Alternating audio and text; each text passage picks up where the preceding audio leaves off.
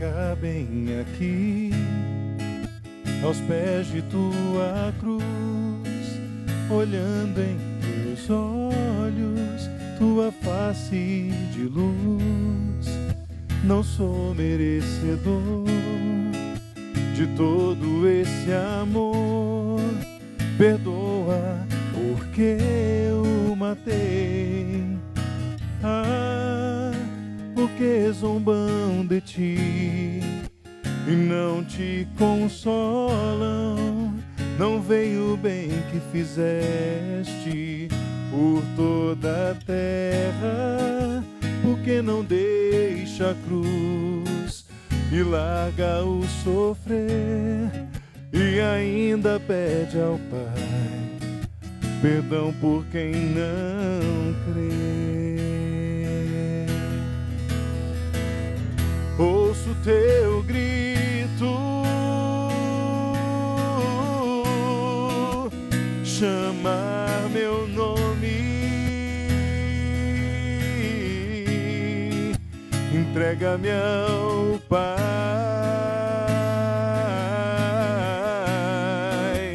e lava o meu pecado. O céu se abre, a dor me consome, não tenho mais dúvidas. Oh não, és o Filho de Deus. Estamos de volta com o programa Você Pode Ser Feliz aqui pela Rede Século XXI, conversando sobre a boa nova anunciada no mundo da saúde, para o mundo da saúde, aqui com a presença do Padre Norberto, que é capelão lá do HC, na Unicamp, e que vem nos ajudando ao longo desse programa a meditar, pensar e refletir sobre a pastoral, não só a pastoral, mas esse mundo em que nós temos que estar presente, levando a palavra de Deus a tantas pessoas. E, claro, começamos esse bloco lembrando os nossos pedidos de oração dos irmãos e irmãs, como a Maria Aparecida Manuel. Ela é de Catanduva, no interior de São Paulo, pede oração por um emprego, pede para o José Roberto, pede por João Batista, Luiz Mauro Júnior, José Guilherme, por Dulcinéia e por todos os seus familiares. Muitíssimo obrigado, Maria Aparecida, você tornou-se nova sócia aqui da Associação do Senhor Jesus. A Tereza Falco de Lima, ela é de Campinas, interior de São Paulo, bem próximo de nós aqui. Parabéns pelo programa, pelo ministério, pelas músicas, pelas palestras, em especial pelo Padre Norberto, que Deus o abençoe, claro. A Cláudia Maria Franca dos Santos, ela é de Caapiranga, lá no Amazonas. Pede oração por sua filha Gilmara, por todas as dificuldades e pede por toda a família. Satiko Doi Simossono é de Itaú de Minas, lá em Minas Gerais, pede oração por ela mesma, pela sua saúde, pede por Miriam Sayuri e também pede por toda a sua família. Lígia Maria Oliveira Santos, de Campinas, no interior de São Paulo, pede oração pelo relacionamento de Paulo e Lígia. A Célia Clarice Pires Bonifácio, de Campinas, no interior de São Paulo, pede oração, em especial por ela mesma, para que consiga voltar a enxergar. Pede também pela saúde do esposo Valdir, por toda a sua família, por todos os seus familiares. E também a Olinda Bete Tejada de Feijó, ela é de Santo Amaro de Campos, lá no Rio de Janeiro. Pede oração por Carmen, pela cura do estômago, pede por César Arthur, Carlos Henrique, Ângela Maria e também por toda a sua família. Temos outros pedidos aqui que a gente, claro, vai apresentar ao longo do nosso programa. Pode ficar tranquilo, você pode continuar mandando seu pedido de oração, que a gente, claro, com muita alegria, vai apresentar todos os seus pedidos, todas as suas orações ao nosso Deus, no final do nosso programa colocando todas as suas intenções e ações de graças. Para começar esse bloco, nós temos ela, claro, que vai conversar conosco, apresentando algumas das notícias. Renata Moreto, bom dia! Bom dia, Padre Air, bom dia para todos vocês que estão assistindo Você Pode Ser Feliz. Padre, hoje eu vou começar com um assunto que a gente vai mostrar lá no Século News, que tem tudo a ver com o que vocês estão conversando aí hoje. O Papa Francisco teve um encontro com alguns doentes lá no Vaticano, doentes que são da família Dom Guanella, que é a maior instituição de caridade da Itália. Foram milhares de pessoas lá se encontrar com o Papa Francisco. Essa instituição foi fundada por São Luís de Guanella. Aí o Papa começou ouvindo o testemunho de algum desses doentes, ouviu o agradecimento por ter recebido eles lá no Vaticano, e aí ele foi falar. Primeiro ele deu uma palavra de conforto para todos eles, conforto espiritual, para passar por essa fase da doença, aí, de provação, né, durante a doença. E aí ele aproveitou para falar também, Padre Air, sobre providência. Ele falou que a palavra providência, que São Luigi usava muito, não é só uma palavra bonita que a gente deve falar, não. Ela deve ser realidade na vida de todo mundo. E aí ele deu exemplo, falou que São Luigi aplicou ela na prática, essa palavra, fundou essa instituição de caridade, que é a maior lá da Itália. E aí ele deu um recadinho, Padre Air, para todos nós. Falou que apesar da gente fazer caridade, ter que ajudar o próximo, que isso é um dever de todo cristão, a gente não deve se esquecer de quem está próximo a nós, né? Às vezes tem gente da própria família que precisa de ajuda e a gente esquece um pouquinho e vai só ajudar quem está mais longe da gente. Então ele pediu para a gente ajudar quem está próximo a nós também, Padre Air. Claro, exato. Que bom essa temática, aliás, essa notícia que você apresenta tem tudo a ver, de fato, com aquilo que a gente tem conversado aqui nessa manhã, a proposta do nosso programa, claro, falar um pouco isso, né, sobre isso, até mesmo a questão dos voluntários e pensar, de fato, nas pessoas que têm essa necessidade especial e que contam, de fato, com o nosso apoio e também com a nossa oração. O que mais nós temos no nosso Século News hoje? A gente vai mostrar também uma história muito bonita com duas crianças lá no Vaticano também. A gente costuma ver, toda semana a gente mostra a audiência geral do Papa Francisco lá na Praça de São Pedro e a gente vê que ele dá atenção para muita gente, né? Às vezes ele perde ali, ele usa meia hora do tempo dele ali, só dando atenção para as pessoas, dando uma palavra, dando um beijo nas crianças ali na Praça de São Pedro. E aí nessa semana tinha um casal espanhol com os filhos dele lá. E aí o Papa convidou essas duas crianças da Espanha para passear no Papamóvel.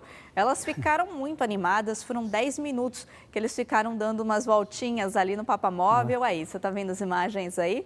Que essas duas crianças lá da Itália ficaram dando uma volta com o Papa Francisco lá no Papamóvel. Aí o repórter lá da Itália perguntou: o que você achou para o menininho? Falou: achei bastante confortável, tem almofada lá para a gente sentar. A outra menina falou: eu fiquei com vergonha, estava todo mundo me olhando. Mas elas ficaram muito animadas de dar essa volta com o Papa Francisco. Os pais ficaram mais animados ainda.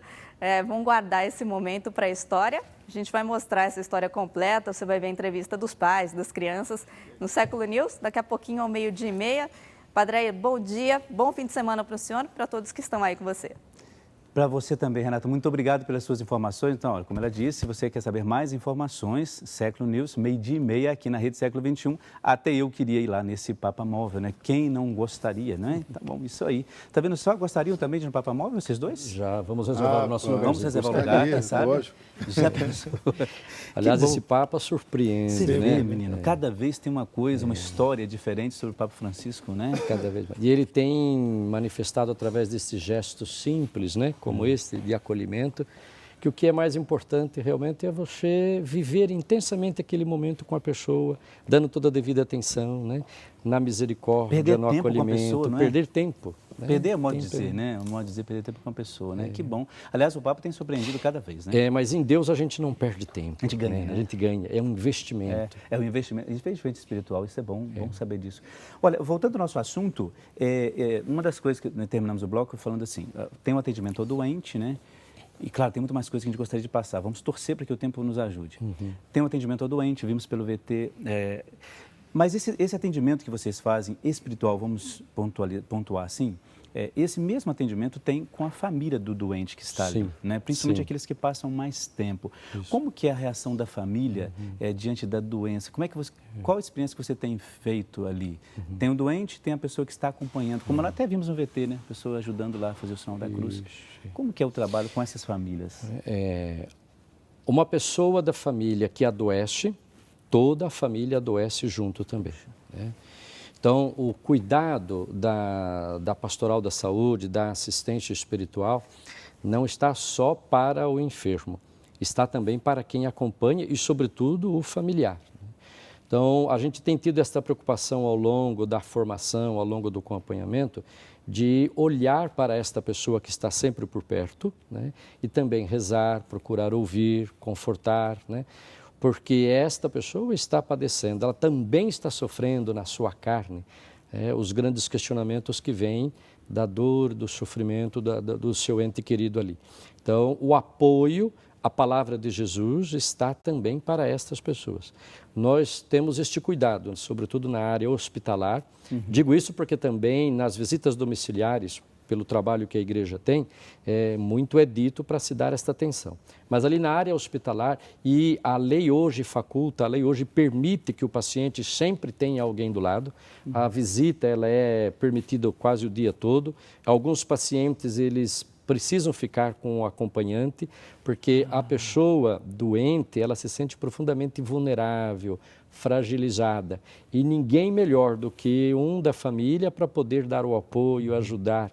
Então, isso contribui também para a recuperação da saúde do paciente. Então, o hospital, ele permite, com muita tranquilidade, a presença de alguém da família. Então, quando nós fazemos visitas e vamos lá, a nossa abordagem também é para quem está acompanhando.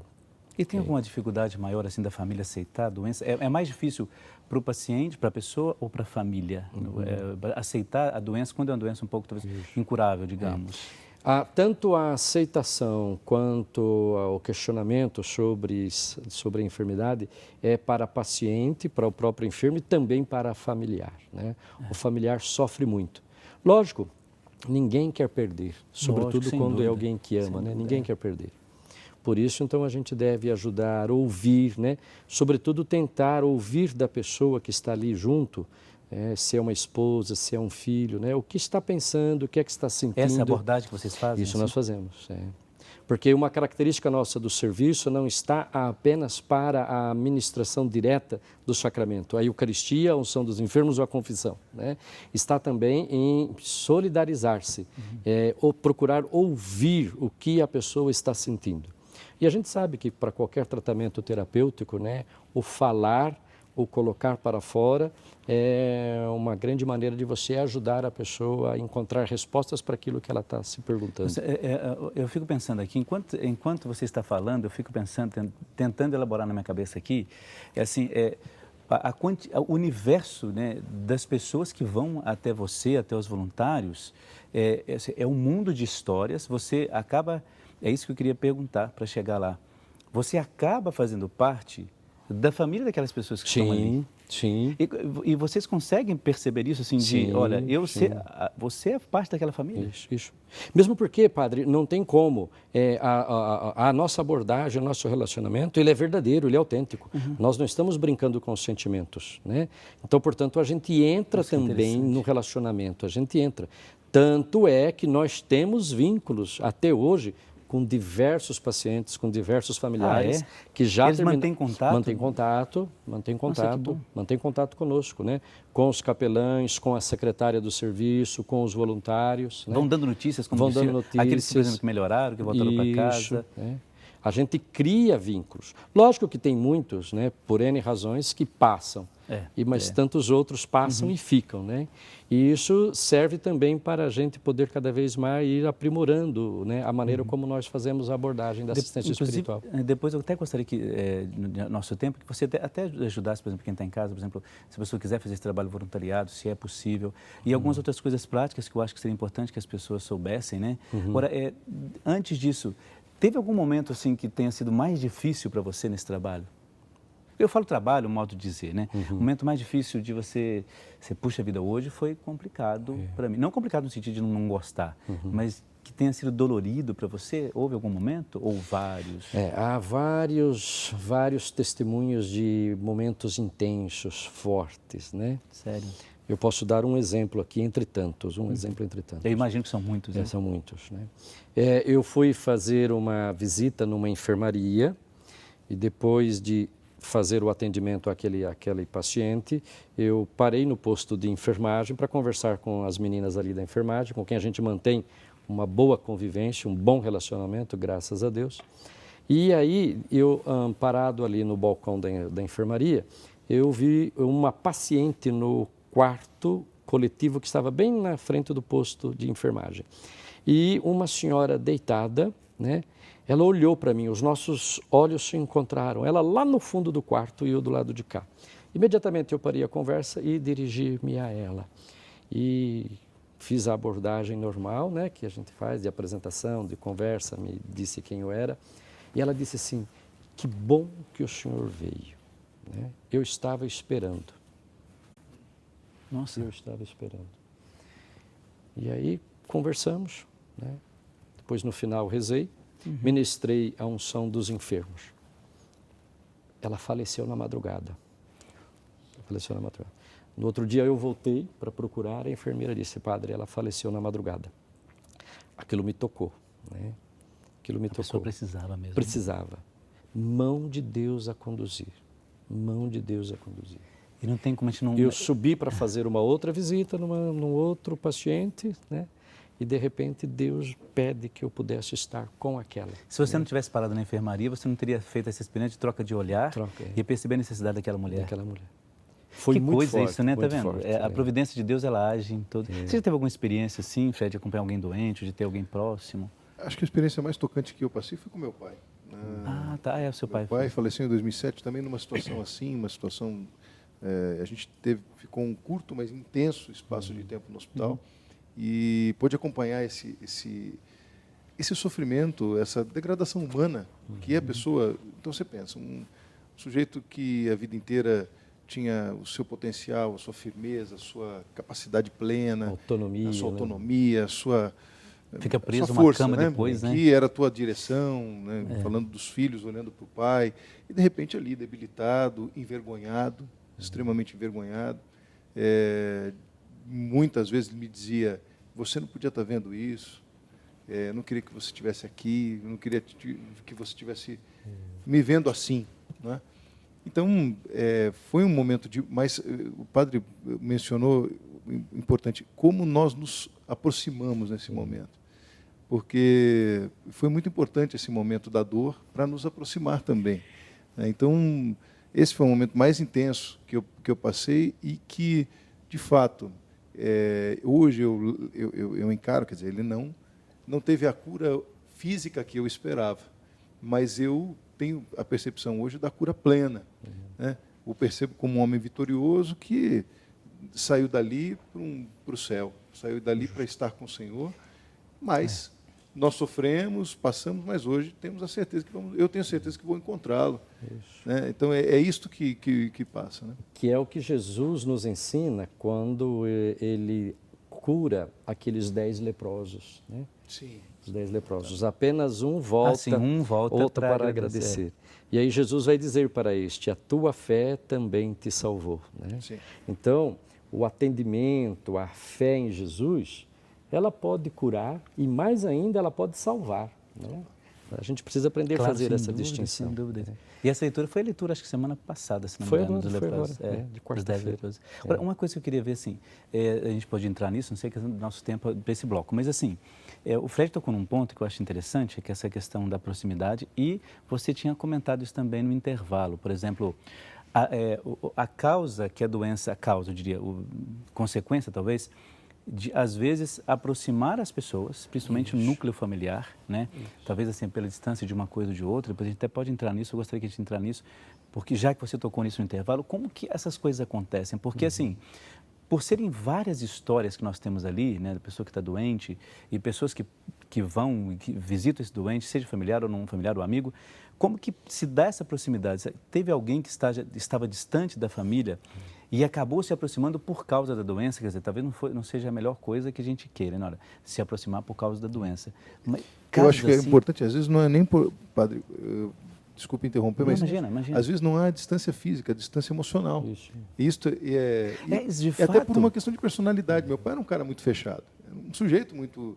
Sim, tal, amava muito, amava os filhos, amava, mas do jeito dele, até pela criação, etc, etc. Então, de repente, você vê um homem ali que você teve que se achegar, tive que carregar, eu tive que pegar, eu tive que trazê-lo para mim, coisas que a gente, sabe, ficava normalmente na você não faria. Normalmente eu não faria. Então, ali foi um momento de proximidade física. Nessa direção, a doença, a enfermidade, ela se torna para nós uma grande professora. Sem dúvida. Então, mas aí que está. Eu acho que é uma questão por isso eu queria que a gente tocasse nesse assunto, mas eu acho que a gente podia deixar para o bloco seguinte, porque nós estamos, vamos para o breve intervalo agora, e é rápido mesmo, você sabe disso, para a gente voltar nessa questão da proximidade. Como é que O que também a doença pode nos ajudar nesse sentido, né? Dessa proximidade com o outro, até quebrar alguns tabus e algumas coisas que normalmente a gente tem no convívio com o outro. Intervalo rápido, daqui a pouco a gente já volta, um instantezinho só. Até lá.